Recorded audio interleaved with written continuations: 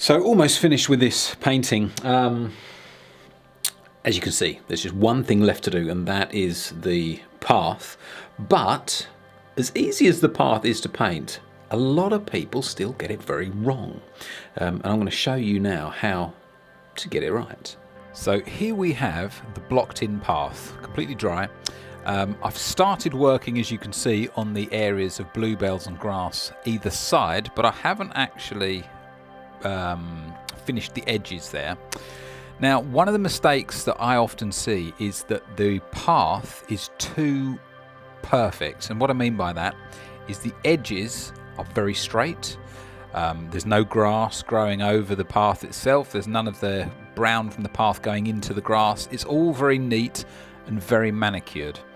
But we need to make sure that that is more natural. So a lot more, well, messy, I suppose.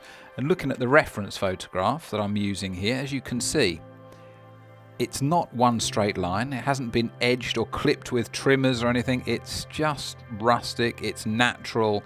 We have some of the grass growing over the path here. It's just not regular, and that's what we need to try and get right. We also have on this path, of course, a lot of shadows, which is going to make life a little bit more difficult, but it shouldn't be that bad. But I'm going to show you how I'm going to do that right now. So what I'm going to do first of all is just work on the shadows and just getting the colour right. So I'm just going to use the Series 7 size 8, and I'm just going to work just on the dark areas to begin with.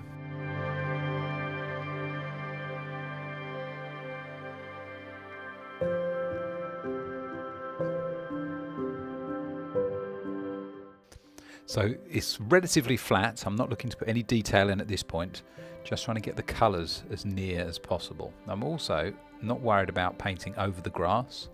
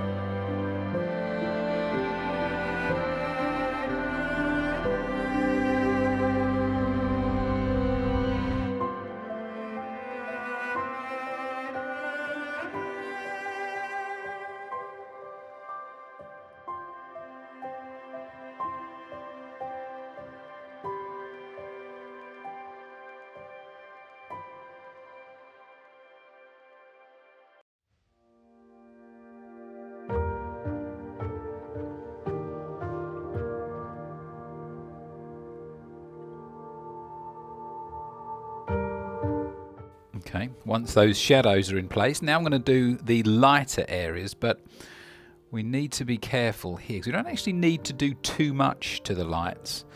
We can actually afford to do quite a thin coat of paint.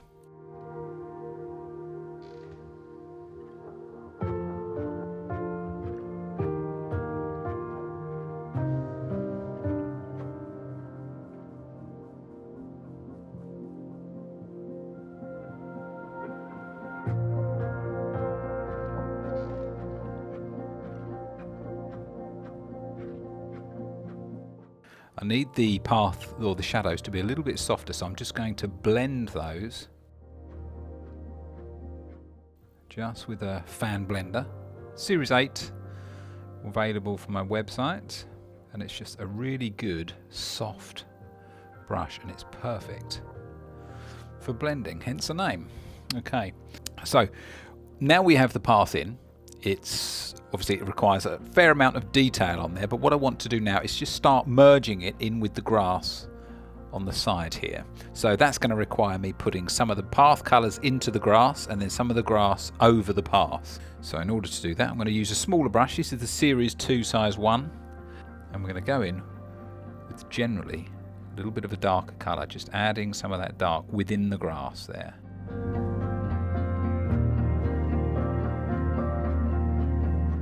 At least it's dark where the areas of shade are concerned. Same on the other side.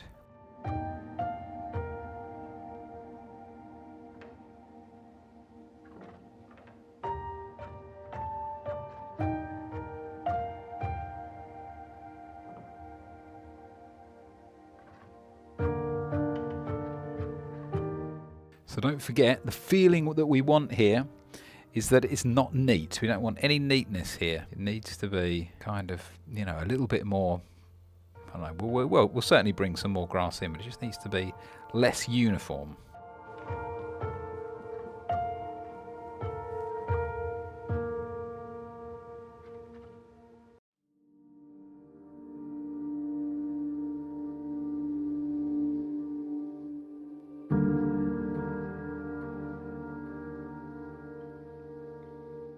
Okay, we can do the same a little bit for the lighter colour, but I don't need to do too much.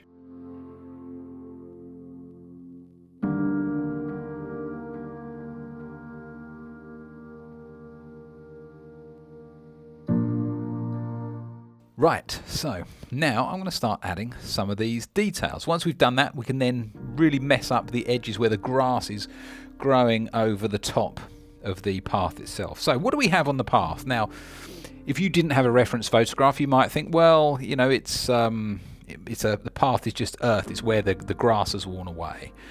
So we'll have maybe some, sort of stones or something, or some soft mud or whatever. But actually, when you look at the reference photograph, you can see, yes. Let's have a look. Yes, we can see that there are stones. We can see that there are sticks. There are little leaves. There's all sorts of mess going on in that, which is important to put into the painting. So that's what we're going to do. So I'm going to start at the distance there and then work forwards. Before I do that, I'm just going to sort out some of the area at the back there.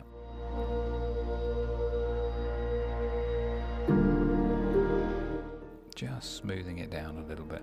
Right, so let's add some of these stones and things. Now, actually, what we do have on the whole is a darker little shadow.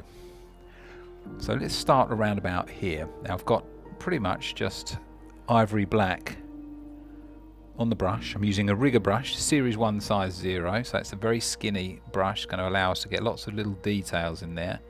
And to begin with, I'm just going to add lots of little dots and lines just with the tip of that brush, hardly putting any pressure on at all. We just want the dots of the brush to make those marks, the tip of the brush to make the marks. And these little dots can be varying sizes and lengths, little tiny little lines and what have you. Just trying to put texture in. Now I'm trying to keep the darker bits that I'm doing here mainly in the shadows. We will need to add some darker little tones to the areas of sunlight, but it won't be quite as dark as this. Another brush we can use, by the way, is the tree and texture brush, or indeed a fan brush. Let me show you, see if we can get some detailing with a fan brush. So I'm going to use an older fan brush, series 4, size 1. We're going to go in with the same dark colour. As you can see, you have less control over where those marks are because it's a much bigger brush, but it will allow you to do it that bit quicker.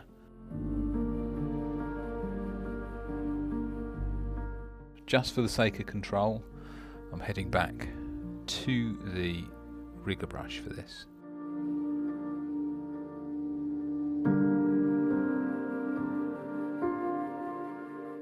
And in the areas where we have the light, the sun, we can go in with perhaps more of a brown.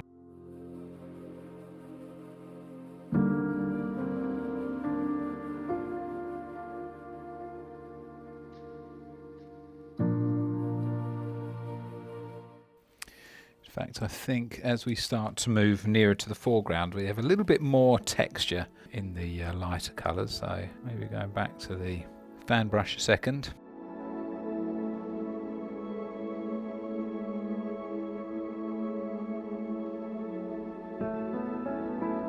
Okay, now before we start working all the way down, let's now just add a few of the lighter little bits, the lighter stones, the sunlight just reflecting off the odd sort of twig and a little bit of debris that's sitting on the path there.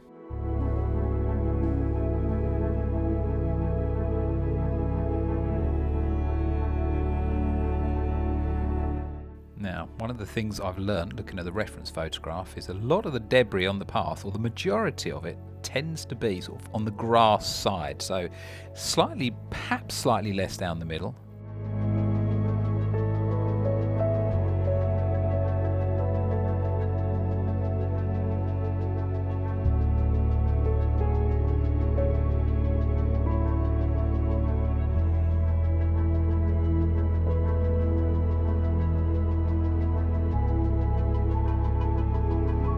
So another suggestion here is don't be afraid to use thicker paint when you're doing this. If you have a little bit of an impasto effect, that's going to work really well.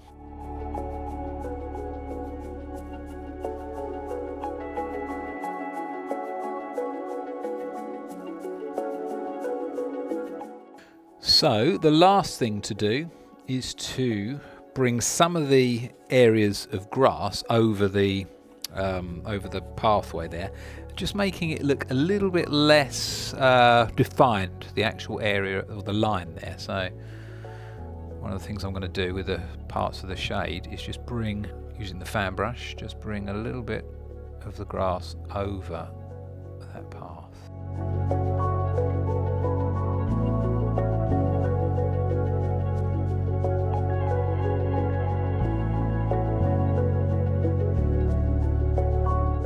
So the fan works well in the distance, but then as we move nearer to the foreground, we will need to use a different brush. So back to the rigger brush, series 1 size 0.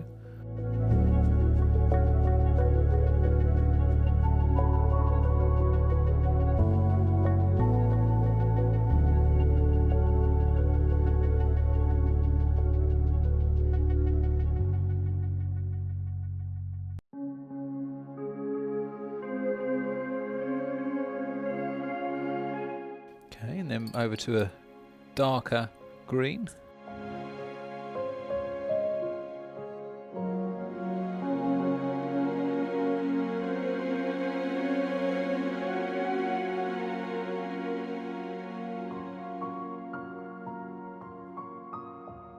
So why do so many of us get it wrong?